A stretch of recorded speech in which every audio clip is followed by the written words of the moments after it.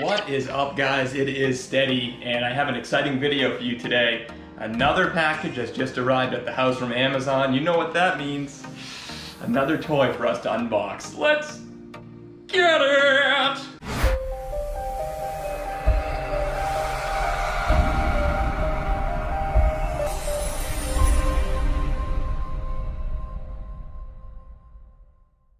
Alright guys, so this package, like I said, is from Amazon. You can see in the bottom right hand corner the Amazon label. Now I should preface this by saying this product is not brand new. Knowing that I cycle through a lot of electronics and I always try to get the latest and greatest items, I don't mind buying used items on Amazon and paying a little less. So in this instance, we have the Panasonic UB820 here we're about to unbox. Now again, because this is used, it's not coming in the original Panasonic box with all of the paperwork and whatnot. It's just repackaged, and hopefully it's packaged well so it wasn't damaged. But it's just gonna have, I'm guessing, the remote, a receipt, and the player itself. That's it. The Panasonic UB820. So where to begin? It's widely considered the best 4K HDR and Dolby Vision and HDR10 Plus Blu Ray player on the market right now.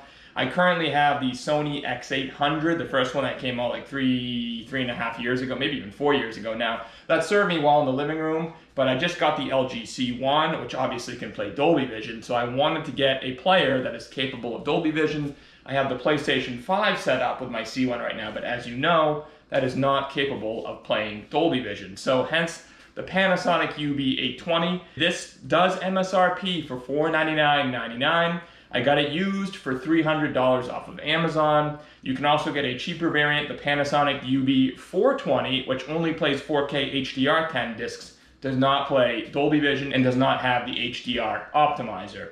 You also can do a step up from this model, the Panasonic UB9000, but really the only difference there is it has XLR inputs, maybe slightly better audio fidelity and a better overall chassis build, but in terms of the actual playback of 4K HDR discs, they both do Dolby Vision, they both do HDR10 Plus, they both use the same video processor to play back 4K discs. So in that sense, there's really no perceptual video quality difference between the UB820 and the more expensive UB9000. At least that's what I've read based on reviews online. So without further ado, let's jump right into this. I've already cut open the top. Fold these flaps back, and it is well packaged. You see the bubble wrap here. And there it is, just sitting right in the top. So we have the UB820 right here. You can see they put a plastic wrap around it. Let's set it aside for just a moment. See what else is in here. Pull this out. Lots of bubble wrap, so it does appear to be very well protected, and not just like any bubble wrap, but extremely thick, like rugged bubble wrap, so that's good. Good to see. We have the remote, the power cord, and it does come with the paperwork, so that's a nice touch. The remote looks very basic, as you can see. So let's unwrap the UB820. This thing has got some heft to it. It's pretty heavy. It's pretty chunky, as you can see. It's at least a solid 2.5, probably 3 inches thick, maybe even a little bit more. So where to start unwrapping this? It's taped very well.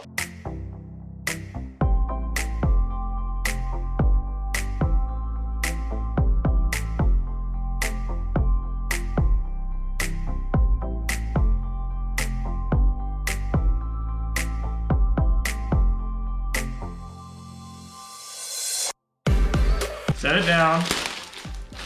Wow. This thing is like hermetically sealed. So it was rated as being in acceptable condition by Amazon, which means it could have cosmetic scratches on the top, the front, or the sides, but honestly, I'm not seeing anything. Look at the side here. Look at the glossy finish on the top. Completely scratch-free and great overall condition. Some fingerprints from me right there, but great overall. This was $200 off. The other side, no scratches. The front, absolutely zero scratches. You can see in the top here, you have the open disc tray button, the power button. The underside, perfect condition. So yeah, the chassis, the sides are metal, the underside is metal. The top is, like I said, that sheen plasticky finish. It's got a little bit of gloss to it. It looks nice. The same for the front, that glossy finish, but it feels like it's well built and well constructed. Absolutely, absolutely. On the back, you have your power. You have HDMI, 2 HDMI out, so you have one for dedicated video and one for dedicated audio. So this setup is for a lot of people who are using receivers. If you're using an older receiver that, say, doesn't have HDR pass-through, then you can send the video out directly to your television so that you get HDR10 or Dolby Vision or what have you, and then you can send the audio directly to your receiver for surround sound. So that's always nice to have. And then you have some audio out here, components, and then you have an optical, which is nice to see. You have a LAN port and a USB port, maybe for firmware updates, but you could just do that directly through the LAN. The USB, I suppose you could put, like, you know, MKV files, MP4 videos, things like that. Hopefully this would play it back with ease. It kind of stinks though that the USB port is on the back side. So if you have your UB820 tucked into an entertainment stand and there's only one USB input on the back, then it's going to be hard to access that. So that's unfortunate. Maybe once this top pops down. Okay, so the top has popped down. All right, so my fears have been alleviated. You can see right here, it has a USB in right here on the front, which makes sense, right?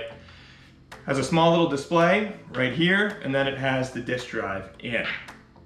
So yeah, this is a sexy piece of kit. Pretty good size, pretty good heft and weight to it. This has definitely got some weight to it. So why don't we go plug her in and run her real quick through the setup and options menus, and then we'll play a disc really quick and see how it looks. All right guys, I have the UB820 hooked up to my LG C1, and it is a sexy piece of kit, I gotta say. A very nice looking machine. That glossy finish looks really, really nice. And for being just listed as acceptable on Amazon, this thing is in almost flawless condition. So let's open it up and see how loud this disk drive is. Not bad at all. Quite quiet, I must say. Open. And the thing is too, is the UB820 is very responsive to my commands to open and close the tray. That's one thing I've noticed about the Sony X800 is it's a little bit laggy, it's a little bit slow to respond to my user commands, which is frustrating sometimes. So close, immediate. Now it says reading, let's interrupt that process, open. What, 1.5, 2 seconds it took to open and register my command, so that is a really, really good sign. So let's turn on the LG C1 and run through the menu system. All right guys, so we have the UB820 menu or interface up, and so you can play videos right here from the menu. If you select on it, you can do disc or USB, obviously. I wonder how the USB capability is.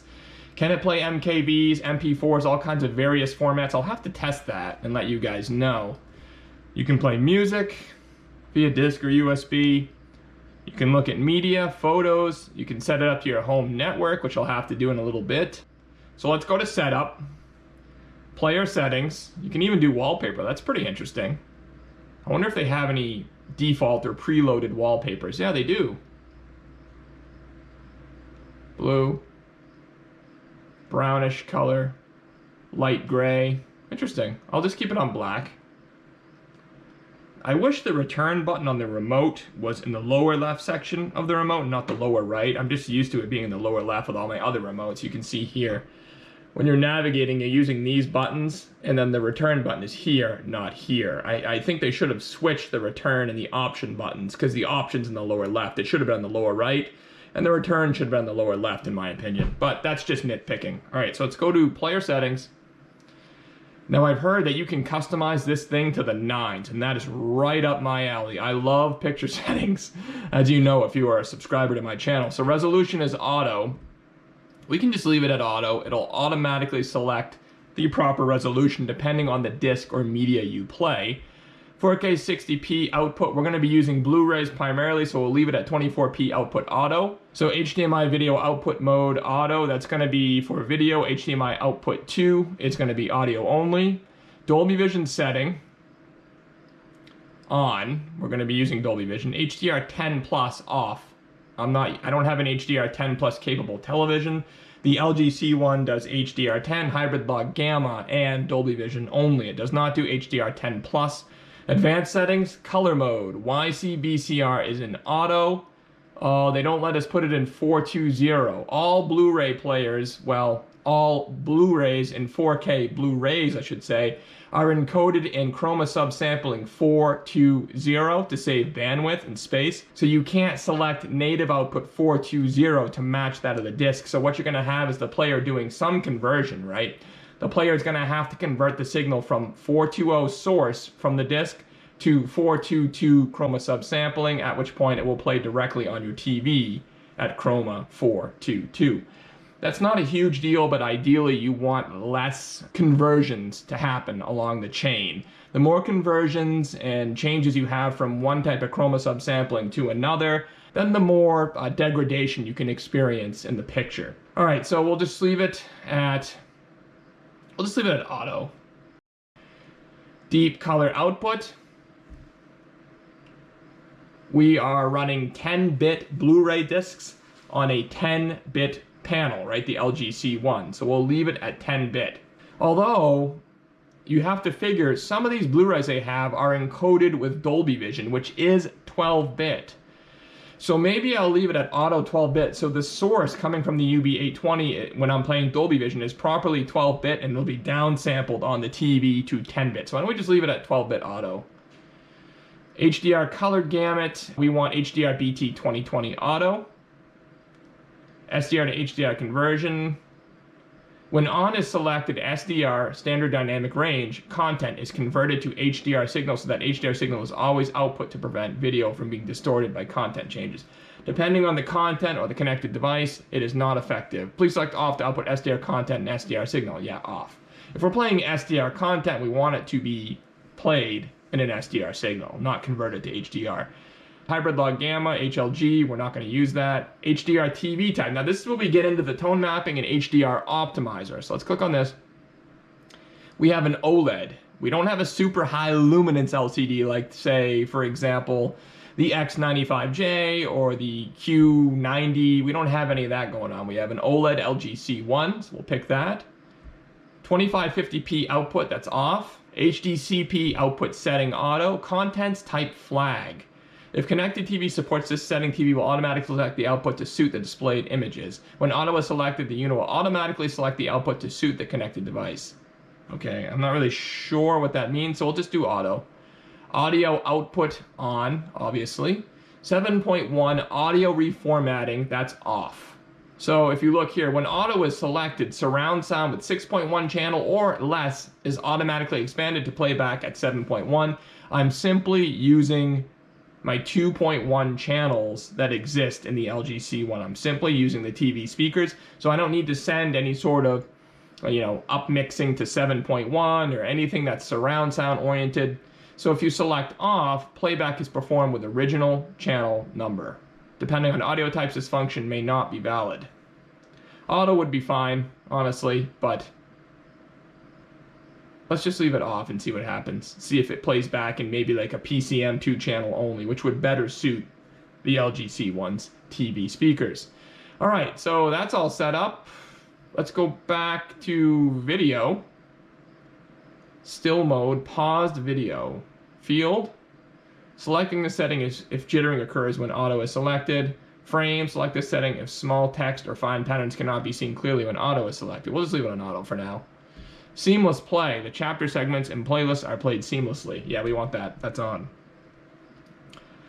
Now we go to audio. Let's see what happens here. Dynamic range compression is off. We don't want that. We don't want compression. Digital audio output. So, here we are. Dolby audio. PCM is what we want. Now, with bitstream selected, it says right here, each setting above with BD video secondary audio set to on, the audio of BD video is converted and output as follows: Dolby Audio, Dolby Digital Plus, Dolby True, and Dolby Digital. Dolby, let's see, DTS HD, DTS HD to DTS. So we don't need any of this, PCM. Like I said, we're running 2 channels natively on the LG C1. PCM is raw, uncompressed 2-channel audio. BD video, secondary audio. I'm not sure what that does right now. We'll just leave it at auto until I can get a better understanding. Optical downsampling, up to 192 kilohertz, we'll leave it higher for higher quality. Down mix, stereo, that's what we want. HDMI output settings for music playback. When sound quality priority is selected, the music is played back by decreasing video output resolution to listen to the music with high quality sound. No, we don't want that. We'll leave that at normal. We don't want to compromise the video quality in any way, shape, or form. Settings for high clarity sound. Audio output. So we are using HDMI only, but we can just leave it at auto. The player will automatically select, I assume, the right output. Front panel display, video playback, on or off. You can turn that on or off. That's nice. So if you're in a really dark room and you want nothing but the TV to be on, you don't want any lights or distractions, you can turn the counter or the front display of the UB820 off. That's always appreciated. Output selection of audio playback, auto, and on. We'll just leave that as default. Audio delay 0 milliseconds, analog audio output off, and voice guidance setting is off. 3D, this can play 3D playback? I didn't even realize that. That's nice to have. I mean, 3D kind of was in back in 2014, 15, and 16. It's no longer really an in thing, but it's nice to know the UB820 is capable. Language, English. Network, we'll set that up later. Ratings, I'm not gonna touch that. System, display settings, screensaver function is on. That's a good one for OLED, right? You don't want to leave a paused frame on the screen for too long or risk retention or burn-in. So the screensaver will turn on. This is to prevent image retention. Appreciate that. Status messages, auto. Vera Link. Set to use Vera Link function when connected with an HDMI cable to a device that supports Vera Link. I don't really know what that is, so we'll just leave it on for now. That's the default setting. Front panel display bright. We can set it to dim. Just dims it down a little bit. Still easily visible. Quick start off. We don't need the thing to start up in, say, 10 seconds as opposed to 15 or 20. Not a huge difference. Firmware update, we'll check all that later, and then you can restore the default settings if you so choose. All right, so that is it, really, in a nutshell. That is all the tweaking and settings you can do for the Panasonic UB820. I am excited to get a disc in this bad boy. I have Alita Battle Angel in 4K HDR that I'm going to throw in and test out. And I also have Godzilla King of the Monsters. I'm not sure if these videos are encoded with Dolby Vision. We're about to find out. All right, let's do this. All right, I have Alita Battle Angel in the UB820. Let's see how quickly it loads up a video. So disc.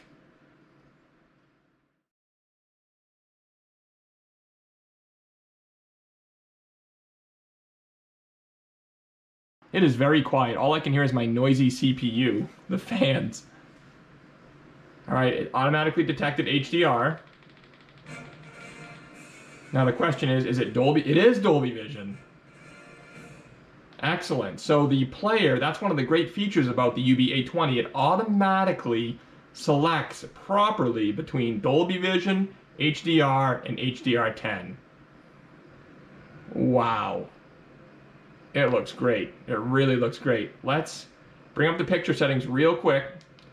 We're in Dolby Vision, Cinema Home, aspect ratio is original, advanced settings.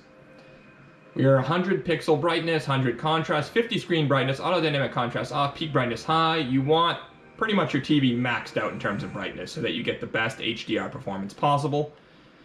Motion eye care is off. Color, 50, color, 0 tint, white balance 50 out of 50 to get closer to that D6500 white point for accuracy. Clarity, they have sharpness automatically set to 20. Let's turn that down a little bit. Let's turn that down to just 5. 0 is the proper setting, technically. All this stuff, super resolution, we don't need any of that. We don't need any of that gimmicky stuff. Noise reduction, this is a 4K pristine Blu Ray disc. We don't need MPEG noise reduction, smooth gradation, all that off. All right, that's it. And then we go to general. The only thing I have on is AI Picture Pro, and then brightness settings, genre selection, that's all off. Wow, it looks great. This is just the menu setting. I don't really want to risk playing the movie because I'm gonna get a copyright claim, and then I won't be able to monetize this video, which would kind of suck. Why don't we risk it? Why don't we try it? Let's try. Hit play. See how quickly we get into a video. I do love, though, how this player automatically detects Dolby Vision, or HDR10, or hybrid log gamma. That's something that the newer Sony X800 Mark II does not do. As a matter of fact, I don't even think the Sony X800 Mark II plays Dolby Vision. It's the X700 Sony Blu-ray player that can play Dolby Vision and HDR10, and you have to manually switch between them, which is such a pain in the butt. So when you factor in the really, really quiet operation of this UB820, I can't hear a thing. This disc is completely silent. You factor in the awesome HDR optimizer for better tone mapping. You factor in the amazing video quality playback here. You factor in the fact that it switches between Dolby Vision and HDR10 and hybrid log gamma automatically. This thing is awesome. What a great deal at $300. But yeah, wow, look at the colors on her shirt. Absolutely incredible. Looks wonderful. What I plan on doing now that I have this high-end UB820, which is considered to be the best 4K Blu-ray player on the market, or at least among them, I'm going to compare the PlayStation 5's 4K Blu-ray playback against the Panasonic UB820 to see how it compares. I'm just curious, and so that'll be one of my future videos coming up soon. Alright guys, if you have found this video helpful, please smash that like button. Please subscribe to the channel for more things tech and unboxings. And until next time guys, I'll see you later. Peace.